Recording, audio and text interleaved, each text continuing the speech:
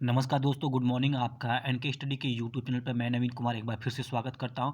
दोस्तों, आज की इस वीडियो में हम बात करेंगे हायर एजुकेशन सिस्टम के बारे में, जो कि वीडियो नंबर 14 होगा। उससे पहले अगर आपने इस चैनल को सब्सक्राइब नहीं किया है तो कृपया इस चैनल को सब्सक्राइब कर लीजिए और साथ ही साथ बेल आइकन को भी प्रेस कर दीजिए। और बाकी के 13 वीडियो देखने के लिए आप इस वीडियो के डिस्क्रिप्शन बॉक्स में जाके सारे लिंक उपलब्ध है, वहाँ से देख सकते हैं, या फिर इस वीडियो को सब्सक्राइब करके इस चैनल को सब्सक्राइब करके आप प्लेलिस्ट में वीडियो बनाया गया है इग्नू असिस्टेंट रजिस्ट्रार के नाम से, वहाँ पे भी सारे वीडियो जाके देख सकते हैं। दोस्तों, आज की इस वीडियो में खास तौर से स्पेशली इसलिए तैयार किया गया है ताकि अधिक से अधिक प्रश्नों का कलेक्शन किया जा सके, वरना 25-25 मिनट का वीडियो बनता था, उसमें से मात्र 20 से 25 ही क्वेश्चन आ पाते थे। तो इसलिए इस वीडियो यह वीडियो जो है कि केवल ओरली होगा और यहाँ पे कोई रिटेन में नहीं होगा। अगर ये पसंद आता है तो उसको जरूर से लाइक कीजिएगा।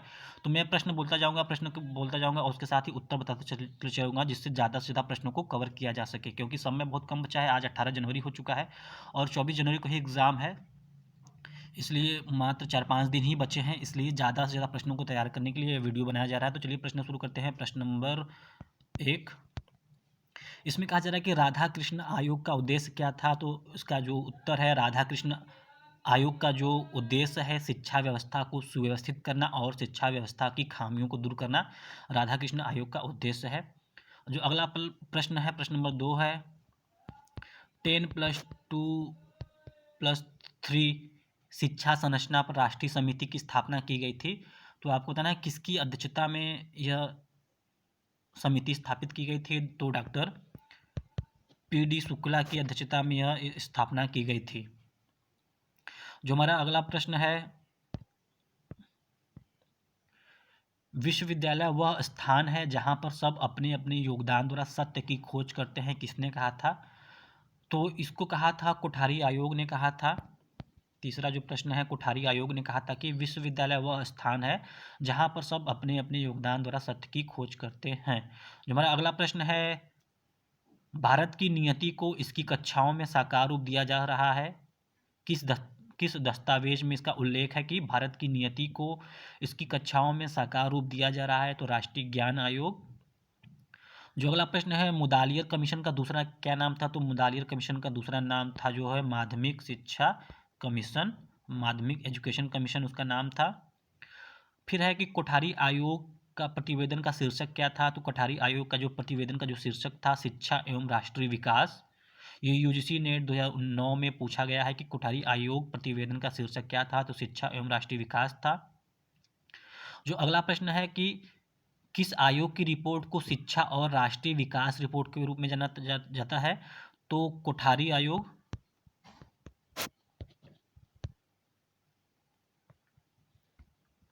कोठारी आयोग को जो है शिक्षा और राष्ट्रीय विकास रिपोर्ट के रूप में जाना जाता है।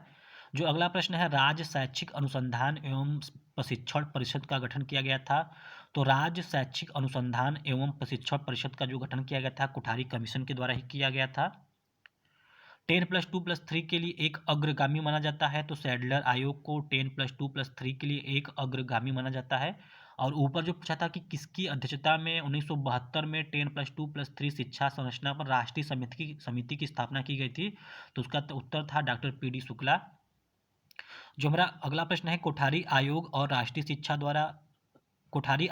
राष्ट्रीय नीति द्वारा शिक्षा पर कौन सा प्रतिशत आंकड़ा खर्च करने की सिफारिश की गई थी। तो ये 6% खर्च करने की सिफारिश की गई थी। फिर अगला प्रश्न है, त्रिभाषा सूत्र के अंतर्गत किस भाषा को शामिल किया गया। त्रिभाषा सूत्र के अंतर्गत जो है कि राष्ट्रभाषा प्लस मातृभाषा प्लस कोई एक फॉरेन लैंग्वेज को शामिल करने की सिफारिश की गई थी त्रिभाषा सूत्र के अंतर्गत। हमारा जो अगला प्रश्न है, कौन सी समिति शैक्षणिक सुधारों से संबंधित है। तो दोस्तों, यशपाल समिति जो है शैक्षणिक सुधारों से संबंधित है। तो यशपाल समिति की रिपोर्ट 1993 में लाई गई थी, जिसका मुख्य शीर्षक था बिना बोझ के शिक्षा, एजुकेशन इज विदाउट वर्डेन। जो हमारा अगला प्रश्न है कि किस समिति ने सिफारिश की कि देश में 1500 विश्वविद्यालय स्थापित होने चाहिए ताकि 30% के सकल नामांकन के उद्देश्य को प्राप्त किया जा सके। तो इसके समिति के अध्यक्ष कौन थे। जिन्होंने ऐसा सिफारिश किया था कि 1500 विश्वविद्यालय स्थापित किए जाने चाहिए और 30% के सकल नामांकन के उद्देश्य को प्राप्त किया जा सकता है। तो सैम पित्रोदा समिति बनी थी, उसी ने ये सिफारिश की थी। जो हमारा अगला प्रश्न है, विद्यालय परीक्षा सुधार पारंपरिक अंक योजना के अतिरिक्त सकल विद्यालय परीक्षा सुधार पारंपरिक अंक योजना के अतिरिक्त स्केल किए गए स्कोर और प्रतिशतता का उपयोग करने की सिफारिश किस समिति के या आयोग ने की थी? तो यह थी टीआरएस सुब्रमण्यम समिति ने कहा था कि विद्यालय परीक्षा सुधार पारंपरिक अंक योजना के अतिरिक्त स्केल पर किए गए स्कोर और प्रतिशत का उपयोग करना चाहिए। प्रश्न नंबर अगला है कि स्वतंत्रता के पश्चात भारत में विश्वविद्यालय की स्थापना किसके द्वारा पारित किया गया था? तो स्वतंत्रता के पश्चात भारत में विश्वविद्यालय की स्थापना जो है केंद्र या राज्य के विधेयक पर पारित किया गया था। अगला प्रश्न है, विश्वविद्यालय अनुदान आयोग की स्थापना किस उद्देश्य से की गई थी? अर्थात यूजीसी पूछ रहा है। यूजीसी की स्थापना किस उद्देश्य से की गई थी? यूजीसी की स्थापना जो है उच्च स्तरीय शिक्षा की सहायता हेतु और शिक्षा संबंधी विभिन्न समस्याओं के समाधान हेतु किया गया था। अगला प्रश्न है कि विश्वविद्यालय अनुदान आयोग की स्थापना कब की गई थी? तो विश्वविद्यालय अनुदान आयोग की स्थापना 1956 में किया गया था। दोस्तों, इस वीडियो को बनाने का मकसद यही है कि अधिक से अधिक प्रश्नों को कवर किया जा सके। अब अगला प्रश्न है कि यूजीसी ने कि उद्देश्य क्या है, किस उद्देश्य से यूजीसी का गठन किया गया था, और ये नेट 2015 में पूछा है प्रश्न। तो यूजीसी का जो उद्देश्य था कि अनुसंधान के उन्नयन और उच्च शिक्षा के विकास के लिए संभावनाशील अधिगम वाले संस्थानों की पहचान एवं उन्हें उसी रूप में बनाए रखने के लिए एवं शिक्षकों का क्षमता निर्माण के लिए यूजीसी का स्थापना किया गया था। अगला प्रश्न है, भारतीय विश्वविद्यालय की स्थापना का प्रमुख उद्देश्य क्या था? तो भारतीय विश्वविद्यालय की स्थापना का प्रमुख उद्देश्य शिक्षा का व्यापक प्रसार करना था। दोस्तों, मैं आपसे उम्मीद करता हूं कि जो मैं हिंदी में बोल रहा हूं उसको आप इंग्लिश में जो है कि प्रश्न में जो है कि प्रश्न को देख के उसका उत्तर मतलब कि उत्तर जो है कि सेंटेंस चेंज कर सकते हैं। अर्थात जो हिंदी में मैं बोल रहा हूँ उसका जब पेपर में आएगा तो आप सेंटेंस को चेंज कर सकते हैं और उसी अनुसार उत्तर दे सकते हैं इस वीडियो के माध्यम से, अगर कोई प्रश्न फंसा हो तो। जो अगला प्रश्न है कि जिन विश्वविद्यालयों में शिक्षा प्रदान करने के लिए केंद्रीय परिषद होता है उसे क्या कहा जाता है? तो केंद्रीय परिषद जो होता है विश्वविद्यालयों में शिक्षा प्रदान करने के लिए उसे केंद्रीय विश्वविद्यालय कहते हैं। ये 2007 में पूछा है यूजीसी नेट में। फिर दिल्ली विश्वविद्यालय किस प्रकार का विश्वविद्यालय है? तो दिल्ली विश्वविद्यालय जो है केंद्रीय विश्वविद्यालय है। तो जो हमारा अगला प्रश्न है, विश्वविद्यालय हैंडबुक को प्रकाशित कौन करता है? तो विश्वविद्यालय हैंडबुक को प्रकाशित जो करता है भारतीय विश्वविद्यालय संघ करता है। मेटा विश्वविद्यालय की अवधारणा को किसने अपनाया है? तो मेटा विश्वविद्यालय की स्थापना अवधारणा को दिल्ली विश्वविद्यालय ने अपनाया था। ये 2014 यूजीसी नेट में पूछा हुआ है कि मेटा विश्वविद्यालय की अवधारणा को किसने अपनाया था? तो दिल्ली विश्वविद्यालय ने अपनाया था। अब बात करते हैं दक्षिण साउथ एशिया यूनिवर्सिटी की स्थापना किस शहर में हुई थी? तो दक्षिण साउथ एशिया यूनिवर्सिटी की स्थापना भी दिल्ली में हुई थी। अब पूछ रहा है कि संघात्मक विश्वविद्यालय को क्या कहा जाता है? तो दोस्तों, संघात्मक विश्वविद्यालय को कॉम्प्लेक्स ऑफ कॉलेज कहा जाता है। कॉम्प्लेक्स ऑफ कॉलेज COC कहा जाता है। अब अगला प्रश्न है जो 2006 में पूछा है नेट में कि नवचयनित IAS को आधारभूत प्रशिक्षण कहाँ दिया जाता है? तो नवचयनित IAS को Lal Bahadur Shastri national academy of administration द्वारा प्रशिक्षण दिया जाता है। अब भारत में सर्वप्रथम विश्वविद्यालय किस वर्ष खोले गए थे? तो भारत में सर्वप्रथम विश्वविद्यालय 1957 में खोले गए थे, जो कि 3 विश्वविद्यालय थे। तो आपको कमेंट में बताना है कि वो कौन कौन से विश्वविद्यालय थे। जो अगला प्रश्न है, आवासीय विश्वविद्यालय को क्या कहा जाता है? तो दोस्तों, आवासीय विश्वविद्यालय को एकात्मक शिक्षण महाविद्यालय कहा जाता है। अगला प्रश्न है कि भारत में कॉलेज में सर्वाधिक छात्र हैं किसके बाद? दोस्तों, USA के बाद भारत में अर्थात सबसे अधिक जो कॉलेज में सर्वाधिक छात्र हैं वो है USA में, उसके बाद भारत का स्थान आता है।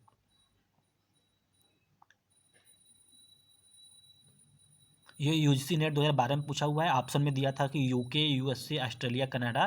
तो USA के बाद भारत में कॉलेज में सर्वाधिक छात्र हैं। अब पढ़ते हैं अगले प्रश्न की तरफ कि यूजीसी अधिनियम 1956 के अधीन डिग्री देने या प्रदान करने के लिए सक्षम है। तो दोस्तों, यूजीसी अधिनियम 1956 के द्वारा जो हुआ था वो उसका गठन संसद के अधिनियम द्वारा स्थापित किया गया था। विधानमंडल के अधिनियम द्वारा स्थापित विश्वविद्यालय है और विश्वविद्यालय समझी जाने वाली ये संस्था है। तो प्रश्न नंबर जो ये है, प्रश्न नंबर ये यूजीसी नेट में पूछा हुआ है 2014 में। कह रहा है कि विश्वविद्यालय अनुदान आयोग अधिनियम 1956 के अधीन डिग्री देने या प्रदान करने के लिए सक्षम है। तो इसकी स्थापना कब हुई थी?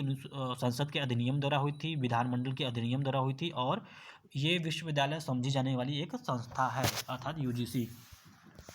अगला प्रश्न है, विश्वविद्यालय अनुदान आयोग द्वारा वर्ष 2014 में अभी निर्धारित जाली संस्थाओं विश्वविद्यालयों की अधिकतम संख्या किस राज्य में है? तो उत्तर प्रदेश में है, जो कि जाली विश्वविद्यालय की अधिकतम संख्या यानी फर्जी विश्वविद्यालयों की अधिकतम संख्या जो उत्तर प्रदेश में है। ये नेट 2014 में पूछा हुआ है। अगला प्रश्न है, डॉक्टर भीमराव अंबेडकर विश्वविद्यालय आगरा किस कोटि का विश्वविद्यालय है? तो ये एक संबद्ध विश्वविद्यालय है। अगला प्रश्न है कि भारतीय चिकित्सा अनुसंधान परिषद का मुख्यालय कहाँ है? तो भारतीय चिकित्सा अनुसंधान परिषद का मुख्यालय दिल्ली में है। अगला प्रश्न है कि नई दिल्ली स्थित राष्ट्रीय संग्रहालय संबंध है? तो नई दिल्ली स्थित राष्ट्रीय संग्रहालय जो है कि दिल्ली विश्वविद्यालय से संबंध है, दिल्ली यूनिवर्सिटी से संबंध है।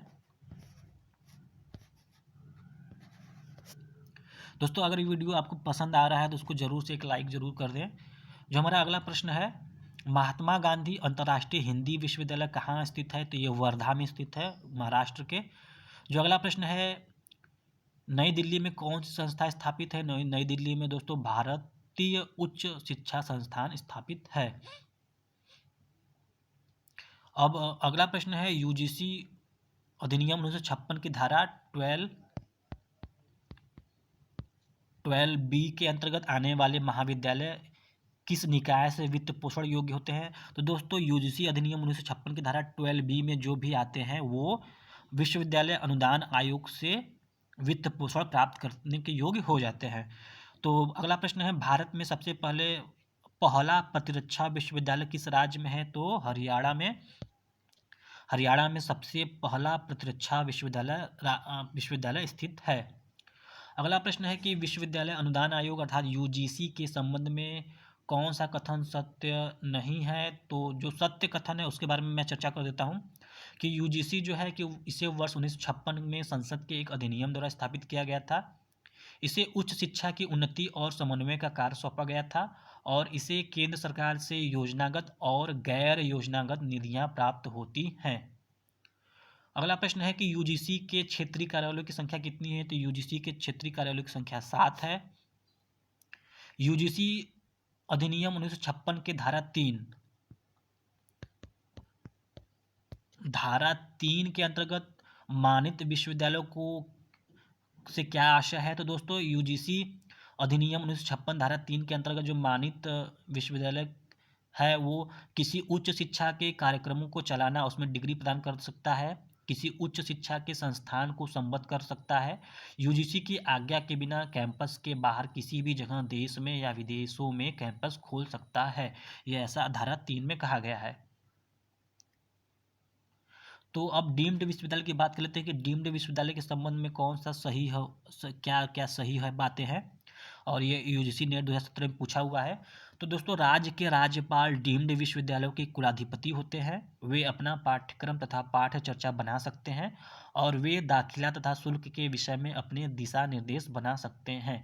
दोस्तों जो डीम्ड विश्वविद्यालय होते हैं वे उपाधि प्रदान कर सकते हैं। जो डीम्ड विश्वविद्यालय होते हैं वे अपना पाठ्यक्रम तथा पाठ्य चर्चा बना सकते हैं, वे दाखिला तथा शुल्क के विषय में अपने दिशा निर्देश बना सकते हैं और वे उपाधि प्रदान कर सकते हैं। तो आपको कमेंट में करना है कि राज्य के राज्यपाल डीम्ड विश्वविद्यालय की कुलाधिपति होते हैं कि नहीं होते हैं, ये आपको कमेंट करना है।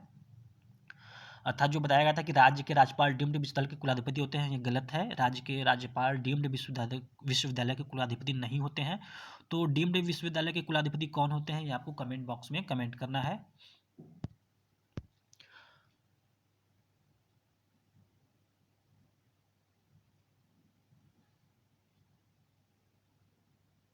एक प्रश्न पूछा था यूजीसी नेट 2013 में कि कौन सा संस्था अल्पसंख्यक है? तो सेंट स्टीफेंस कॉलेज दिल्ली ये एक अल्पसंख्यक संस्था है। बढ़ते हैं अगले प्रश्न की ओर। ये हालांकि इसका डेटा पुराना है कि 2015 में भारत की उच्च शिक्षण संस्थानों में सकल नामांकन अनुपात लगभग क्या थी, तो ये अनुपात था 23%।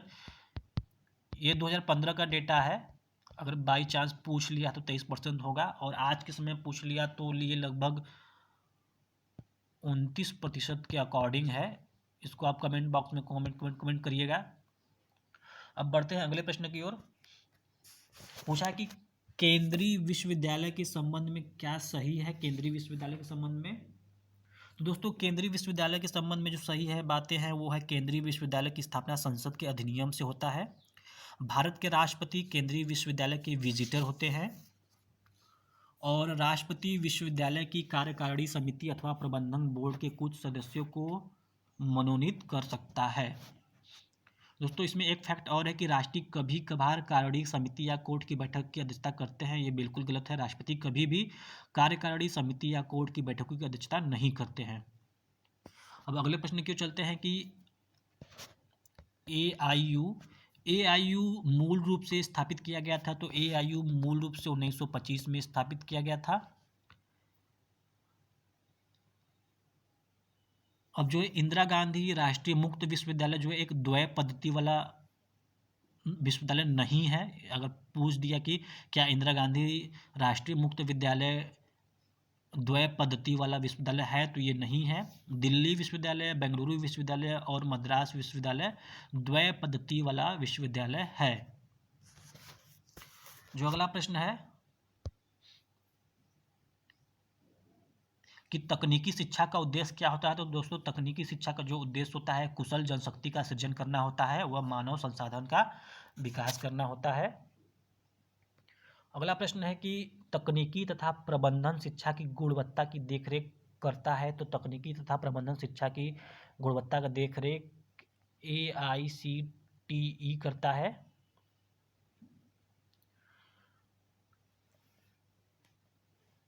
जो अगला प्रश्न है कि मूल्य शिक्षा से विद्यार्थियों में विकास होता है। तो मूल्य शिक्षा से विद्यार्थियों में सामाजिक पक्ष, नैतिक पक्ष और आध्यात्मिक पक्ष का विकास होता है। मूल शिक्षा की आवश्यकता किन कारणों से है। तो मूल शिक्षा की जो आवश्यकता है समाज को समावेशी बनाने के लिए है, बच्चों को पर्यावरण के प्रति संवेदनशील बनाने के लिए है, मूल्यों से अवगत कराने के लिए है। दोस्तों मैं फिर से एक बार रिपीट कर देता हूँ, अगर आपको वीडियो पसंद आता है उसको जरूर से लाइक करें, क्योंकि समय बहुत कम ही बचा है, इसलिए हर एक प्रश्न को जो है कि व्याख्यात करना, उसका इंग्लिश फिर हिंदी में कन्वर्ट करना, ऐसा बहुत ही कम समय में पॉसिबल नहीं है। इसलिए मैं सीधे क्वेश्चन और सीधे आंसर पे आता हूँ, ताकि छोटे से वीडियो में बहुत ही लंबी जानकारी हमको मिल सके। तो विश्वविद्यालय द्वारा कॉलेजों में लाए जाने वाले मूल्यों के प्रकार में शामिल है। तो विश्वविद्यालय द्वारा कॉलेजों में लाने जाने वाले मूल्यों में मानव मूल्य शामिल है और सामुदायिक या सामाजिक मूल्य शामिल है। राष्ट्रीय मूल्य शिक्षा केंद्र कहाँ अवस्थित है। तो राष्ट्रीय मूल्य शिक्षा केंद्र जो है दिल्ली में अवस्थित है। राष्ट्रीय संस्थागत रैंकिंग फ्रेमवर्क में किसे शामिल किया जाता है। तो राष्ट्रीय संस्थागत रैंकिंग फ्रेमवर्क में पढ़ना और पढ़ाना, अनुसंधान एवं व्यावसायिक अभ्यास व आउटरीच एवं इंक्लूसिविटी को शामिल किया गया है। पर्यावरणीय शिक्षा महत्वपूर्ण क्यों होती है। तो पर्यावरणीय शिक्षा जो है कि अपशिष्ट निपटाने हेतु महत्वपूर्ण होती है, जैव विविधता के संरक्षण हेतु और ओजोन परत के ह्रास की जानकारी एवं प्रभाव संबंधी जानकारी हेतु महत्वपूर्ण होती है। दोस्तों ये पर्यावरण से प्रश्न है, पर्यावरणीय शिक्षा से प्रश्न है, क्योंकि उच्च शिक्षा प्रणाली में ये भी इसका एक पार्ट है। तो पर्यावरणीय समस्याएं क्या है। तो पर्यावरणीय जो समस्याएं हैं, प्रदूषण का स्तर बढ़ाना है और जैव विविधता की हानि है, जो एक पर्यावरणीय समस्या के रूप में आता है। अगला प्रश्न है कि भारत सरकार ने किस संविधान संशोधन द्वारा पर्यावरणीय चिंताओं को संविधान में समाहित किया है। तो 42वें संविधान संशोधन द्वारा भारत सरकार ने पर्यावरणीय चिंताओं को संविधान में समाहित किया है। तो अगला प्रश्न है, सर्वोच्च न्यायालय ने सरकार को यह निर्देश दिया कि स्नातक स्तर पर पर्यावरणीय शिक्षा पाठ्यक्रम आवश्यक होनी चाहिए। तो ये 1991 में 1991 में सर्वोच्च न्यायालय ने सरकार को यह निर्देश दिया था कि स्नातक स्तर पर अर्थात ग्रेजुएशन स्तर पर पर्यावरणीय शिक्षा पाठ्यक्रम शामिल होना चाहिए। अगला प्रश्न है कि कौन सी शिक्षण संस्थान पर्यावरणीय शिक्षा उच्च स्तर पर प्रदान कर रही है। तो दोस्तों IIT और इंस्टीट्यूट ऑफ एनवायरमेंटल आर्किटेक्चर और school of cloning and agriculture जो है कि शिक्षण संस्थान पर्यावरणीय शिक्षा उच्च स्तर पर प्रदान कर रही है। अब थोड़ा सा जानकारी जो है कि दूरस्थ शिक्षा के बारे में प्राप्त कर लेते हैं कि दूरस्थ शिक्षा के बारे में कौन कौन से प्रश्न बन सकते हैं। तो दोस्तों पूछ रहा है कि दूरस्थ शिक्षा के क्या लाभ है, अर्थात डिस्टेंस लर्निंग अर्थात डीएल से क्या लाभ है। तो दोस्तों दूरस्थ शिक्षा से जो लाभ है कौशल विकास की वृद्धि करना है, वह लर्निंग टू वी शिक्षा की दृष्टि से महत्वपूर्ण है। तो दोस्तों जो अगला प्रश्न है, दूरस्थ शिक्षा परिषद ने वर्ष 2002 में दूरस्थ एवं मुक्त शिक्षा के लिए अर्जुन सिंह केंद्र की स्थापना की। तो ये कौन सा विश्वविद्यालय है, तो ये इलाहाबाद विश्वविद्यालय है जिसने दूरस्थ शिक्षा परिषद ने वर्ष 2002 में दूरस्थ एवं मुक्त शिक्षा के लिए अर्जुन सिंह केंद्र की स्थापना की। अगला प्रश्न है, दूरस्थ शिक्षा छात्र अध्यापक के मध्य अंतःक्रिया होती है। तो ये एक पक्षी भी होती है, दो पक्षी भी होती है, और कभी एक पक्षी तो कभी दो पक्षी। तो दोस्तों पूछ रहा है कि अगर ऐसा प्रश्न पूछा जाए कि दूरस्थ शिक्षा छात्र अध्यापक के मध्य अंतःक्रिया होती है, जो ऑप्शन में दिया रहेगा कि एक पक्षी, दो पक्षी या कभी एक पक्षी तो कभी दो पक्षी, तो ये तीनों ही विकल्प गलत हैं। कभी भी दूरस्थ शिक्षा में एक पक्षी, द्विपक्षी या कभी एक पक्षी या तो कभी दो पक्षी नहीं होता है। अगला प्रश्न है कि भारत में दूरस्थ शिक्षा के लिए रेडियो का प्रयोग कब किया गया था। तो भारत में दूरस्थ शिक्षा के लिए रेडियो का प्रयोग 1946 में किया गया था।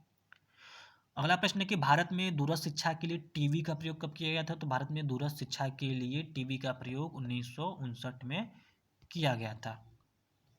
अब भारत में पत्राचार शिक्षा से संबंधित जो प्रश्न हैं उसके बारे में भी जान लेते हैं कि भारत में पत्राचार शिक्षा के संबंध में क्या जानकारी है। तो दोस्तों माध्यमिक स्तर पर सर्वप्रथम वर्ष 1965 में पत्राचार कार्यक्रम प्रारंभ हुआ था। 1965 में पत्राचार कार्यक्रम प्रारंभ हुआ था और वर्तमान में जो है देश में 45 विश्वविद्यालयों में पत्राचार का पाठ्यक्रम शामिल है। दोस्तों ये डाटा जो है कि 1-2 साल पुराना है और यही डेटा उठा के पूछ दिया कि कितने विश्वविद्यालयों में पत्राचार पाठ्यक्रम संचालित है। तो 45 विश्वविद्यालयों में पत्राचार पाठ्यक्रम संचालित हैं। जो अगला प्रश्न है कि भारत में सर्वप्रथम किस राज्य के शिक्षा बोर्ड ने माध्यमिक स्तर पर पत्राचार शिक्षण पाठ्यक्रम प्रारंभ किया था। तो मध्य प्रदेश शिक्षा बोर्ड ने सर्वप्रथम माध्यमिक स्तर पर पत्राचार शिक्षण पाठ्यक्रम प्रारंभ किया था 1965 में। बढ़ते हैं अगले प्रश्न की ओर। जो अगला प्रश्न है कि इसमें कुछ फैक्ट है कि वर्तमान समय में देश में 45 विश्वविद्यालय में पत्राचार पाठ्यक्रम लागू है। तो ये बिल्कुल सही है। ये एक 2 साल पहले का डेटा है, 2019 का डेटा है, इसको आप अपडेट कर लीजिएगा। और जो दूसरा फैक्ट है कि वर्तमान में पत्राचार पाठ्यक्रम की सुविधा क्षेत्रीय महाविद्यालयों में भी उपलब्ध है, ये भी सही है। और पश्चिम बंगाल में यह पाठ्यक्रम 20 वर्ष से अधिक आयु के बालकों के लिए उपलब्ध है, ये भी सही है। अगला प्रश्न है कि भारत में किस वर्ष सर्वप्रथम पत्राचार कार्यक्रम का प्रारंभ माध्यमिक स्तर पर हुआ था। तो 1965 में सर्वप्रथम पत्राचार कार्यक्रम का प्रारंभ माध्यमिक स्तर पर हुआ था। अब बात कर लेते हैं मुक्त विश्वविद्यालय से।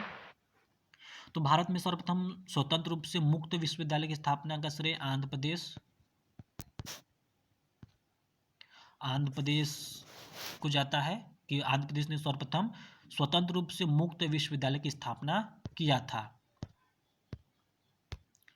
जो अगला प्रश्न है कि मुक्त विश्वविद्यालय की प्रमुख विशेषता क्या होती है। तो मुक्त विश्वविद्यालय की जो प्रमुख विशेषता होता है वैचारिक मुक्ति होती है। अगला प्रश्न है कि कौन सी मुक्त विश्वविद्यालय की अनुदेशन विधि है। तो मुक्त विश्वविद्यालय की जो अनुदेशन विधि है वो सैटेलाइट विधि है, कंप्यूटर विधि है और स्वतः अनुदेशन सामग्री विधि है।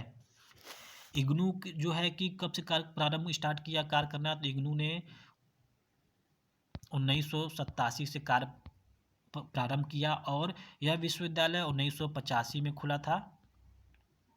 इंदिरा गांधी राष्ट्रीय मुक्त विश्वविद्यालय अर्थात इग्नू जो है दिल्ली में खोला गया था सर्वप्रथम। अब जो अगला प्रश्न है ये नेट 2012 में पूछा गया है कि एनसीटीई के क्षेत्रीय कार्यालयों की संख्या बताना है। तो एनसीटीई के क्षेत्रीय कार्यालयों की संख्या 4 है।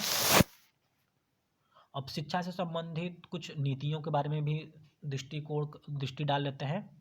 राष्ट्रीय शिक्षा नीति के 1968 के संबंध में ये फैक्ट बताया जा रहा है कि राष्ट्रीय शिक्षा नीति 1968 कोठारी आयोग 1964 1966 की सिफारिश के आधार पर आधारित थी और इसमें शिक्षा के सभी मानकों को सभी स्तरों पर बढ़ाने पर बल दिया गया था। वह इसमें शिक्षण व अनुसंधान पर जोर दिया गया था। अब राष्ट्रीय शिक्षा नीति 1986 ने किस पक्ष पर बल दिया था? तो राष्ट्रीय शिक्षा नीति 1986 ने सांस्कृतिक परिप्रेक्ष्य, मूल्यों पर आधारित शिक्षा, आधुनिक व व्यावसायिक शिक्षा पर बल दिया था। अब राष्ट्रीय शिक्षा नीति 1986 के संबंध में और भी जानकारी देख लेते हैं कि इसके अंतर्गत जो है कि शिक्षा की सार्वभौमिक पहुंच पर बल दिया गया था, शिक्षा के आधुनिकीकरण एवं व्यावसायीकरण पर जोर दिया गया था, वह सांस्कृतिक परिप्रेक्ष्य और मूल्यों पर आधारित शिक्षा पर बल दिया गया था। अब जो अगला प्रश्न है कि common minimum programme common minimum programme जो है कि किस रूप में जाना जाता है? तो कॉमन मिनिमम प्रोग्राम जो है कि राष्ट्रीय शिक्षा नीति 1992 के रूप में जाना जाता है।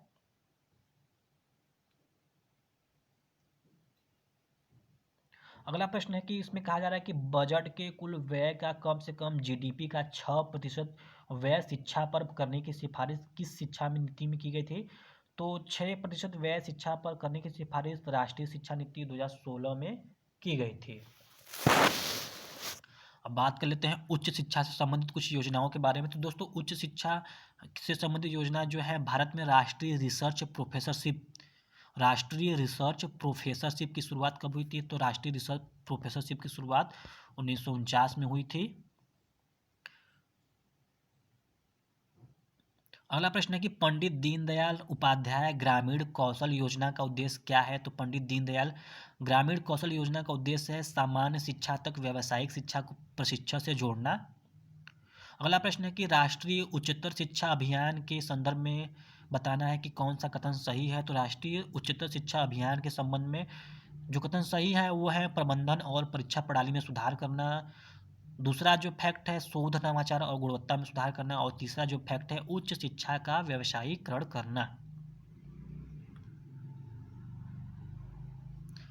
तो दोस्तों बढ़ते हैं अगले प्रश्न की ओर।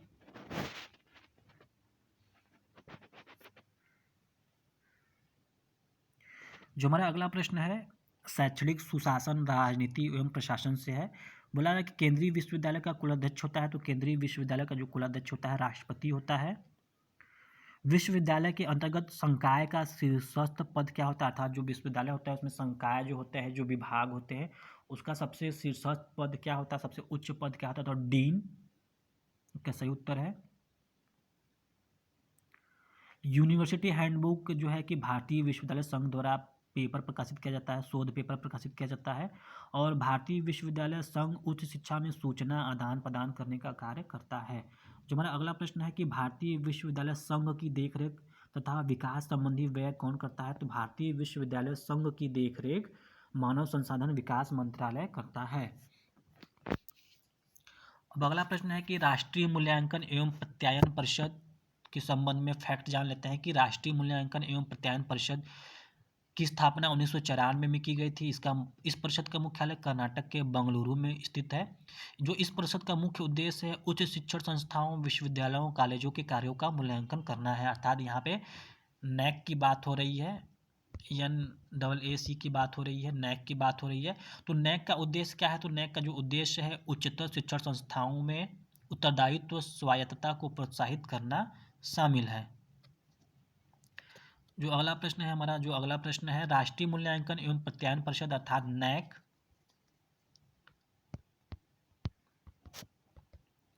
जो नैक है, नैक के कार्यकारी समिति में कौन शामिल होता है? तो नैक के कार्यकारी समिति में शैक्षिक प्रशासक, नीति निर्माता व उच्च वर्गों के शिक्षाविद शामिल होते हैं।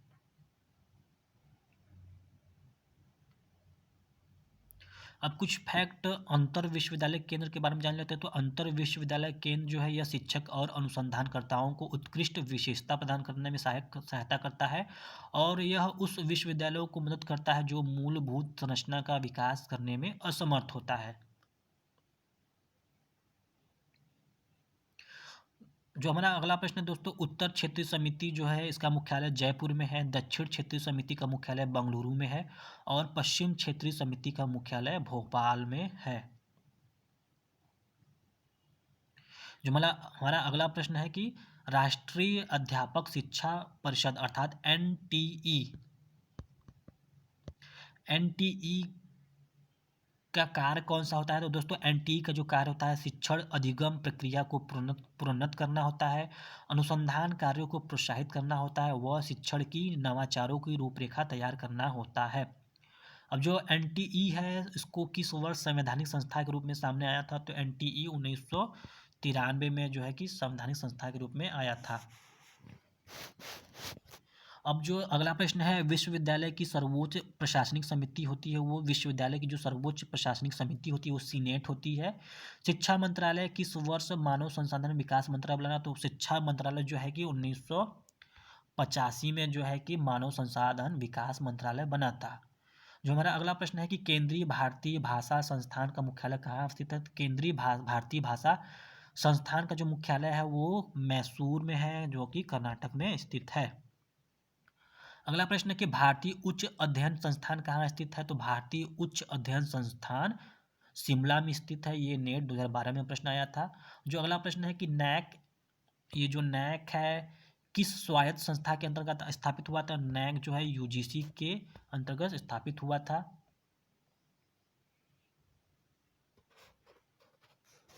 तो चलते हैं अगले प्रश्न की ओर। जो हमारा अगला प्रश्न है, उच्च शिक्षण संस्थानों में आंतरिक प्रशासन में किसकी महत्वपूर्ण भूमिका होती है? तो दोस्तों उच्च शिक्षण संस्थानों में जो आंतरिक प्रशासन होता है उसमें महत्वपूर्ण भूमिका सीनेट की होती है, सिंडिकेट की होती है और अकादमिक काउंसिल की होती है।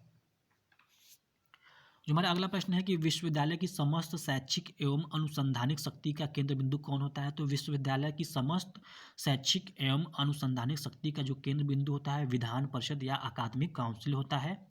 अगला प्रश्न है कि विश्वविद्यालय में कौन बाह्य प्रशासन एवं नियंत्रण में महत्वपूर्ण भूमिका अदा करता है? तो विश्वविद्यालय में बाह्य प्रशासन एवं नियंत्रण में जो है कि मानव संसाधन मंत्रालय, राज्य सरकार व विभिन्न परिषदें महत्वपूर्ण भूमिका अदा करते हैं।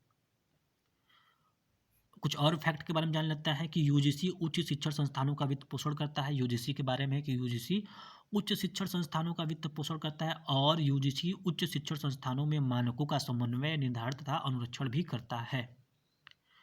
जो अगला प्रश्न हमारा है कि भारतीय उच्च शिक्षा में गुणवत्ता के स्तर को विश्वविद्यालय अनुदान आयोग द्वारा किसका गठन किया गया था? तो भारतीय उच्च शिक्षा में गुणवत्ता के स्तर को विश्वविद्यालय अनुदान आयोग द्वारा राष्ट्रीय मूल्यांकन एवं प्रत्यायन परिषद अर्थात नैक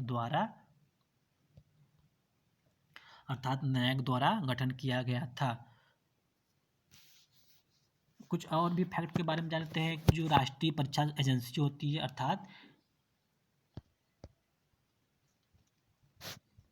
अर्थात जो एनटीए होता है, एनटीए का मुख्य कार्य क्या होता है? तो एनटीए का जो मुख्य कार्य है उच्च शैक्षणिक संस्थानों के लिए परीक्षाओं का आयोजन करना होता है। एनटीए ही दोस्तों असिस्टेंट रजिस्ट्रार इग्नू का जो एग्ज़ाम कंडक्ट करा रही है। अब एनटीए का प्रथम महानिदेशक नियुक्त किसे किया गया था? तो एनटीए का प्रथम महानिदेशक विनीत जोशी को नियुक्त किया गया था। तो दोस्तों इस तरह कुछ प्रश्नों का समन्वय था। लगभग 100 से 125 के आसपास जो है कि प्रश्नों को यहाँ पे बताया गया है। अगर यह आपको वीडियो पसंद आता है तो उसको जरूर से लाइक करें, सब्सक्राइब करें, क्योंकि ये हायर एजुकेशन सिस्टम पे जो है कि लास्ट वीडियो था, जो वीडियो नंबर 14 था। इसलिए जो है कि थोड़े समय में ज़्यादा से ज़्यादा प्रश्नों को समाहित करने की कोशिश की गई थी। अगर आपको पसंद आता है तो जरूर उसको लाइक करें, चैनल पर नए तो सब्सक्राइब करें। और भी वीडियो देखने के लिए इस वीडियो के डिस्क्रिप्शन बॉक्स में लिंक उपलब्ध है, वहाँ जाकर देख सकते हैं। या दोस्तों जो एनके स्टडी का जो टेलीग्राम चैनल है उसका मैं जो है कि पीडीएफ फॉर अड्डा, एनके स्टडी के जो टेलीग्राम चैनल का नाम है पीडीएफ फॉर अड्डा है, पीडीएफ फॉर अड्डा है। वहाँ पे टेलीग्राम चैनल में जाकर आप इसको सर्च कर लीजिएगा, आप हम देख सकते हैं। या फिर इस वीडियो के डिस्क्रिप्शन बॉक्स में इसका भी लिंक रहेगा, वहाँ पे आप सर्च करके उससे जुड़ जाइए ताकि आपको सारे के सारे पीडीएफ मिलते रहें। तो बने रहिए एनके स्टडी के साथ। बहुत बहुत धन्यवाद।